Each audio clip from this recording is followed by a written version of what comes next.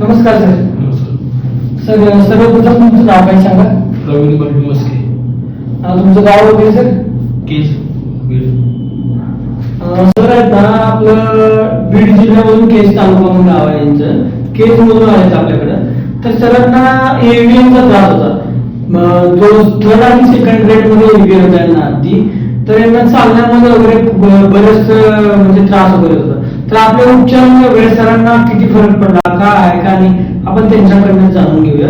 Sir सर्वप्रथम मला हे सांगा की तुम्हाला आपली माहिती कसं भेटली. फेसबुक वरून माहिती भेटली. सर तुम्ही आपल्याकडे आलो होता तर तुम्हाला काय त्रास होता नेमका. मी काठी घेऊन चालत होतो. असं चालता येत नव्हतं. चालताना चमकून यायची. बाकीच्या डॉक्टरांकडे वगैरे आधी दाखवला असेल. भरपूर ठिकाणी दाखवलं पण नाही बरं पडलं. आता किती वर्षापासून हा एव्हीएमचा त्रास होता सर तुम्हाला. 1.5-2 वर्ष झाली. बरं जरा चालून दाखवा सर तुम्ही.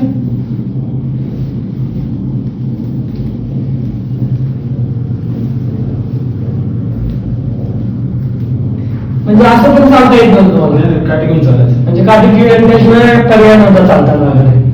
असे आपल्यासारखे उपचार वगैरे तुम्ही दुसरीकडे वगैरे पण घेतात. भरपूर ठिकाणी गेलो पण नाही बरं पडलं. म्हणजे असंच आपल्याला सेम वगैरे उपचार वेगळे होते. म्हणजे आपल्यासारखी मी केली वेगळी नाही बरं पडलं त्याचं. पण आपल्या उपचारात तुम्हाला फरक पडला. आता किती टक्के फरक पडला वाटते. 50-60% फरक. म्हणजे तुमच्या आधी जे काठी वगैरे घेऊन चालत होतो ते विदाऊट काठीचा तर तुम्ही चालू लावलाय बरोबर. हो. 50-60% म्हणजे तुम्हाला आजपर्यंत आपण काय सिंगल गुळी तर दिली होती नाही. तरी पण 50-60% फरक पडलाय तुम्हाला. तुम्ही आपल्या उपचाराला वगैरे खुश आहात. म्हणजे एवढं केस वरून वगैरे एवढं आपण तुम्ही इथं आलात तरी उपचार घेतल्याच्या नंतर समाधानी आहात.